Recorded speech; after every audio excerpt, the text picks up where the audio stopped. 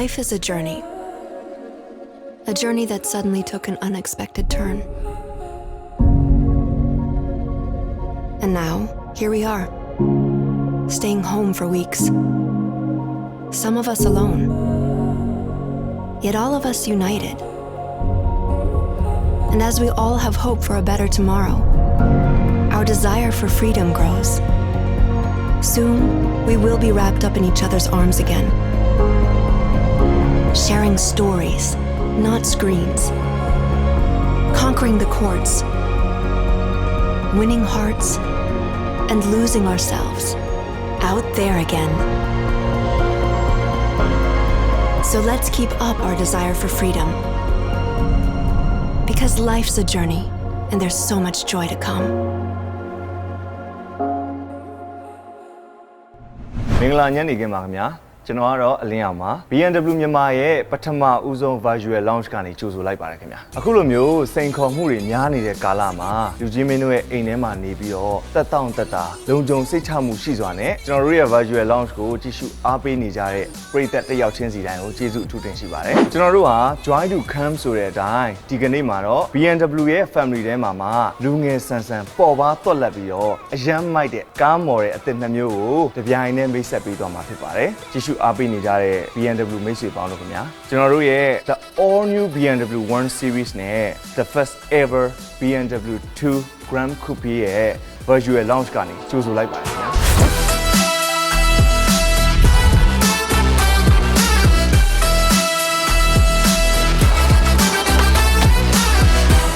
ကျွန်တော်လိုပဲအားလုံးလည်း BMW ရဲ့ family member အသစ်တွေကိုတွေ့ဆုံဖို့ရအတွက်စိတ်လှုပ်ရှားနေလောက်ပြီလို့ထင်ပါတယ်ပထမဆုံးအနေနဲ့မိတ်ဆက်ပေးမှာကတော့လူငယ်ဆန်ဆန်ပေါ်ပါလွတ်လပ်တဲ့ဒီဇိုင်းနဲ့ BMW ရဲ့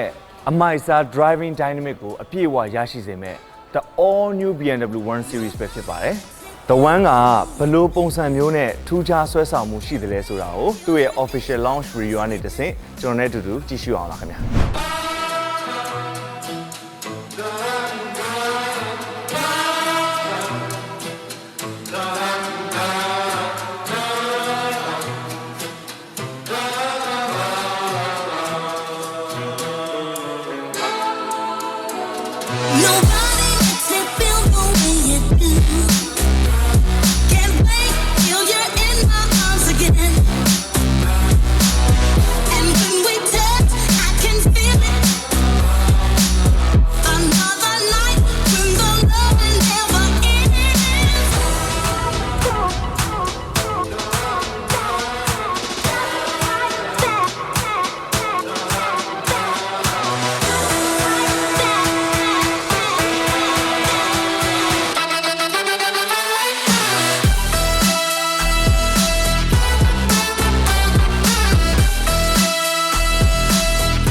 Hey, BMW.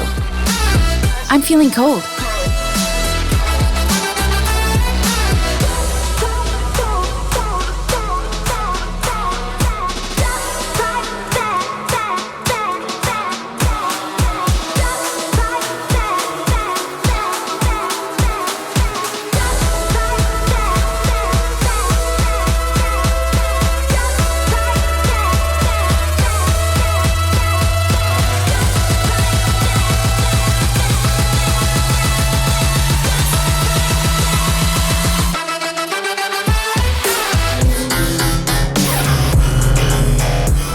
Okay ပါအခုမြင်တွေ့ရမှာကတော့လူငယ်ဆန်ဆန်ပေါ်ပါသွက်လက်ပြီးတော့ style ကျတဲ့အထာအပြည့်နဲ့ the all new BMW 1 series ပဲဖြစ်ပါတယ်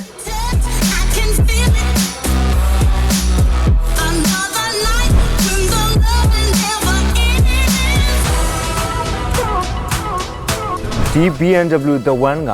design ဘိုင်းပြင်ရော safety နဲ့ performance ဘိုင်းမှာလည်းပြောစရာမလိုအောင်ကောင်းမွန်တယ်လို့သိရပါတယ်ဒီလိုစိတ်ဝင်စားစရာကောင်းတဲ့ The One ရဲ့အကြောင်းကိုအသေးစိတ်ပြောပြပေးဖို့အတွက် Coelus ကိုဖိတ်ခေါ်ပါတယ်ခင်ဗျာ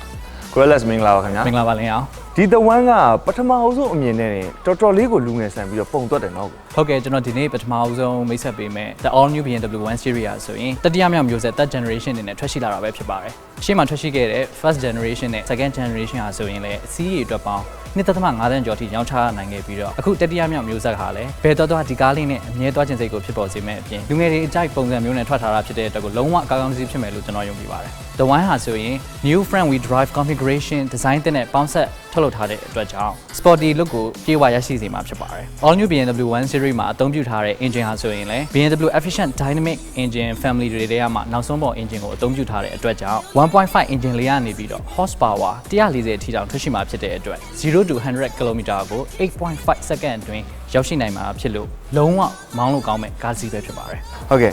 ဒီ BMW The One က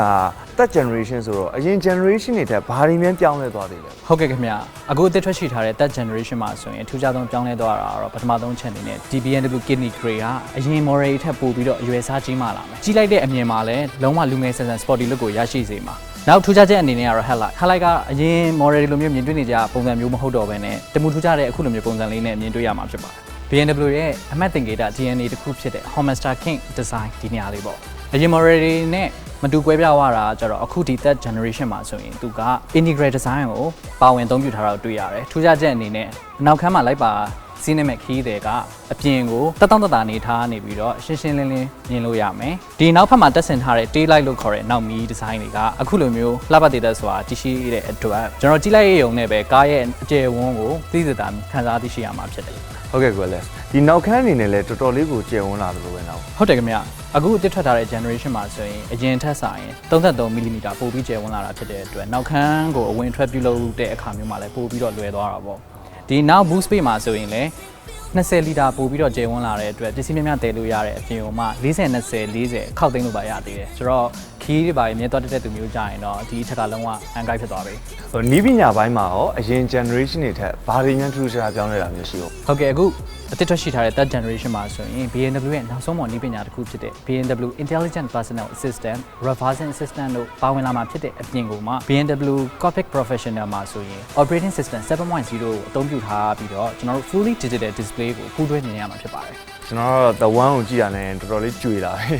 ဟိုဒီနိုင်ငံကလမ်းကျက်ပုံမျိုးနဲ့ဆိုရင်လည်းဒီကားလေးကတော့ပဲเนาะဟုတ်တယ်ဟိုဈေးနှုန်းရောဘယ်လောက်ရှိပါမလဲဈေးနှုန်းကဆိုရင်ကျွန်တော်တို့မြန်မာငွေ1090ပါဒါပေမဲ့ထူးခြားချက်အနေနဲ့ကျွန်တော်တို့ special offer အစီအစဉ်တွေလည်းရှိပါသေးတယ် special offer ဟုတ်ကဲ့ဘာတွေများလဲဟုတ်ကဲ့ခင်ဗျအစီအစဉ်ကတော့ကျွန်တော်တို့ဒီ model မှာဆိုရင်ရန်ကုန် license ပေးပြီးသားကို van နဲ့ချိတ်ဆက်ပြီးအကြိတ်ကျဝယ်ယူခြင်းနဲ့ဆိုရင်လည်းဒါဆင်ပေးမယ်အနည်းဆုံးပေးသွင်းပြီးတော့ဝယ်ယူရရှိနိုင်မှာဖြစ်ပါတယ် cash down ဝယ်ယူခြင်းလည်းရတယ်လို့မျိုး van နဲ့ချိတ်ဆက်ဝယ်ယူခြင်းတဲ့သူတွေအနေနဲ့ကလည်းကျွန်တော်တို့ဒါဆင်ပေးသွင်းငွေအကြိတ်ကျတွက်ချက်နေအနည်းဆုံးနဲ့တွက်ချက်ထားတာဖြစ်တဲ့အတွက်ကနဦးပေးသွင်းငွေ109သိန်းပေးသွင်းပြီးတစ်လကိုမှ18သိန်းနဲ့9နှစ်အကြိတ်ကျပေးသွင်းဝယ်ယူစင်းနိုင်မှာပဲဖြစ်ပါတယ်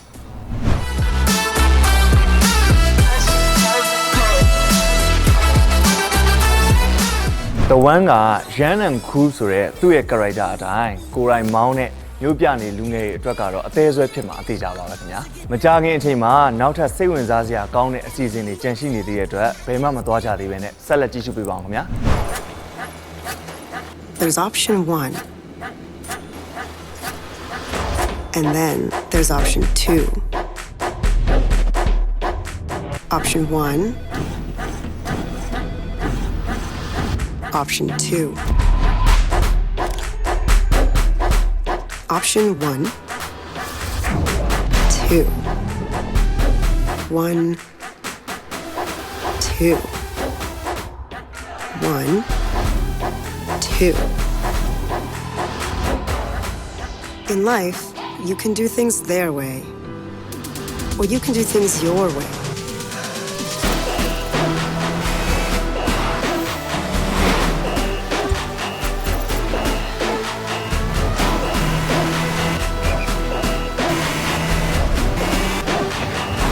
This is option 2. အားလုံးပဲ BMW Myanmar ရဲ့ virtual launch ကနေပြီးတော့ပြန်လည်ကြိုဆိုလိုက်ပါခင်ဗျာအခုဆက်လက်ပြီးတော့မိတ်ဆက်ပေးသွားမှာကတော့ sporty sunset design နဲ့လှပဆွဲဆောင်မှုရှိတယ် the first ever BMW 2 Series Grand Coupe နဲ့မိတ်ဆက်ပေးသွားမှာဖြစ်ပါတယ် the first ever BMW 2 Series Grand Coupe ရဲ့ official launch plan ကိုကြည့်လိုက်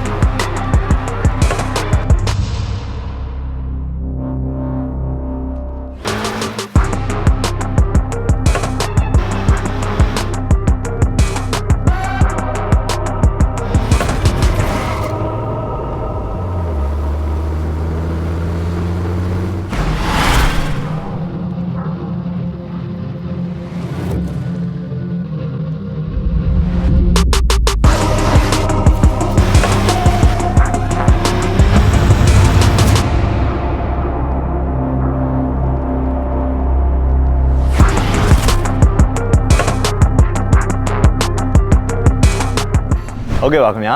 အခုမြင်တွေ့ရမှာကတော့ sporty ဖြစ်တယ်နောက်ပြီးတော့ BMW ရဲ့ sheer driving pleasure ကိုအပြည့်အဝခံစားရရှိစေမယ် the first ever BMW 2 Series Grand Coupe ပဲဖြစ်ပါတယ်ခင်ဗျာ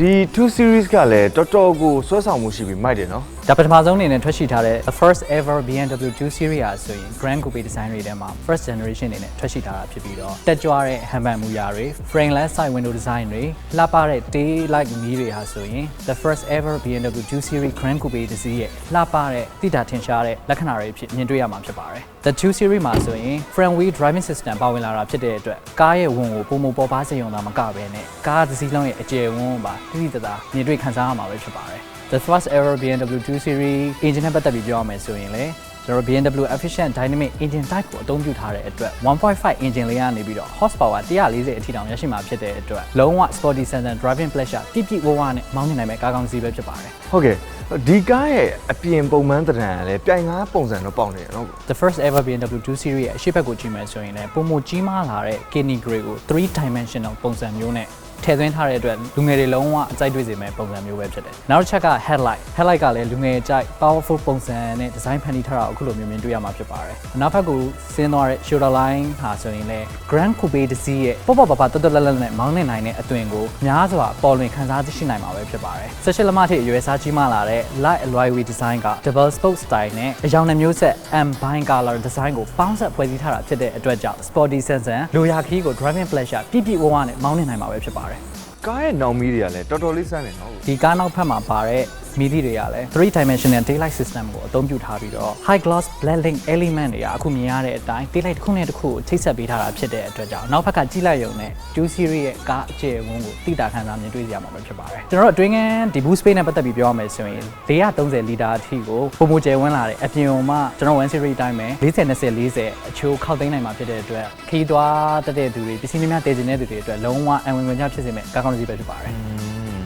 ကားတွင်းပိုင်းမှာဆိုရင်လည်းစမ်းသစ်လှပတဲ့ dashboard design တွေကိုမြင်တွေ့ရမယ့်အပြင်မှာ ambient lighting ကပုံမှန်မြင်တွေ့နေကြပုံစံမျိုးမဟုတ်တော့ဘဲနဲ့လုံးဝ design ဆန်းဆန်းနဲ့ဒီ all new BMW 2 Series မှာထည့်သွင်းထားတယ်။နောက်ပြီးကာလာကလည်းစိတ်ကြိုက်မိမိစိတ်ကြိုက်ပုံစံမျိုးပြောင်းလို့ရမယ်။နောက်လူငယ်အဆန်ဆုံးနဲ့ sporty အဆန်ဆုံးချက်ကကားထိုင်ကုန်တွေဒီ 2 Series မှာပါဝင်လာတဲ့ကားထိုင်ကုန်တွေကတကယ်ပြန်ကားတွေမှာပါဝင်တဲ့ Limber Sport ပါ M Sportစီတွေကိုမှကျွန်တော်တို့ Alcantara leather နဲ့ပေါင်းဆက်ပြီးတော့ထည့်သွင်းထားတာဖြစ်တဲ့အတွက်မောင်းနေတဲ့အခါမျိုးမှာလုံးဝလူငယ်ဆန်ဆန် sporty ကြကြနဲ့တတောင့်တတမောင်းနေနိုင်မှာပဲဖြစ်ပါတယ်။ဒီပညာပိုင်းနဲ့ပတ်သက်ပြီးပြောရမယ်ဆိုရင်လည်း BMW ရဲ့နောက်ဆုံးပေါ်ဒီပညာတစ်ခုဖြစ်တဲ့ BMW Intelligent Personal Assistant Apple CarPlay, Reversing Assistant တို့ပါဝင်လာမှာဖြစ်တဲ့အပြင်ကို BMW Live Cockpit Professional မှာဆိုရင် Operating System 7.0 ကို Fully Digital Display နဲ့အတူအခုလိုမြင်တွေ့ရမှာဖြစ်ပါတယ်။ကျွန်တော်ကြိုက်ဆုံးချက်ကထူးထူးခြားခြားအနေနဲ့ဒီ 2 Series မှာဆိုရင် Welcome Light တကားဖွင့်မိမှာပါဝင်လာတာပဲဖြစ်ပါတယ်။ဈေးနှုန်းအောင်ဘယ်လောက်ရှိမလဲခင်ဗျာ။ဈေးနှုန်းက3230ပဲကျတဲ့မှာဖြစ်ပါတယ်။ကျွန်တော်တို့ဒီ model အတွက်ကိုရန်ကုန် license ထည့်ပေးထားတယ်။ဘန်နဲ့ထိတ်ဆက်ပြီးဝယ်ယူခြင်းတဲ့သူတွေအနေနဲ့လည်းလစဉ်ပေးမဲ့တွက်ချက်နေအနည်းဆုံးနဲ့ကနဦးပေးသွင်းငွေ123သိန်းပေးသွင်းပြီးတော့လစဉ်30ကို9နှစ်အရေးကြပေးသွင်းဝယ်ယူနိုင်မှာပဲဖြစ်ပါတယ်။ဒါအပြင် BMW ရဲ့မြန်မာပြည်တည်ဦးပြီးတော့ကိုယ်စားလှယ် Prestige Automobiles Company Limited မှာဝယ်ယူတဲ့ brand new ကားတွေကို warranty အာမခံ9နှစ်ပြုပြင်ထိန်းသိမ်းမှု maintenance 9နှစ်24-hour roadside assistant 3နှစ်တို့အပြင် premium training program ကိုပါခန်းစားရရှိနိုင်အောင်မှာပဲဖြစ်ပါတယ်။ကာလာအနေနဲ့ရောဘယ်ကာလာရနိုင်အောင်လဲကိုအဲ့လေ The all new BMW 1 Series နဲ့ the first ever BMW 2 Series Grand Coupe stock နှစ်မျိုးစလုံးကျွန်တော်တို့စီမှာ Alpine White အဖြူရောင် Melbourne Red အနီရောင်နဲ့ Black Sapphire အနှဲ့ရောင်တို့ဝယ်ယူရရှိနိုင်မှာဖြစ်ပါတယ်။ဟုတ်ကဲ့ပါအခုလိုမျိုး the 1နဲ့ the 2ရဲ့အကြောင်းကိုအသေးစိတ်ရှင်းပြပေးသွားတဲ့အတွက်ကို LS ကိုကျေးဇူးများတင်ရှိ။ဟုတ်ကဲ့ပါကျွန်တော်ကလည်း PC company ကိုစားအခုလိုမျိုးတိတိကျကျရှင်းပြခွင့်ရတဲ့အတွက်အလင်းအောင်ကျေးဇူးများတင်ရှိပါရခင်ဗျာ။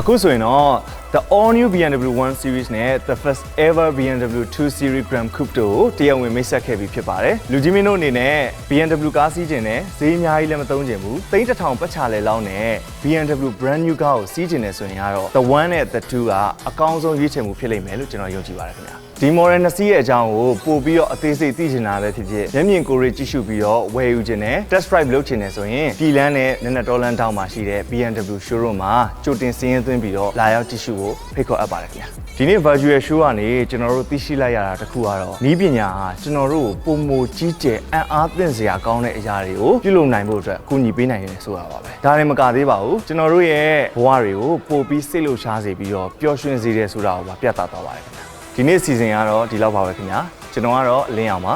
BMW မြန်မာရဲ့ပထမဦးဆုံး virtual launch ကိုကြည့်ရှုအားပေးခဲ့ကြတဲ့အတွက်အားလုံးကျေးဇူးအများကြီးတင်ရှိပါတယ်အားလုံး stay healthy and safe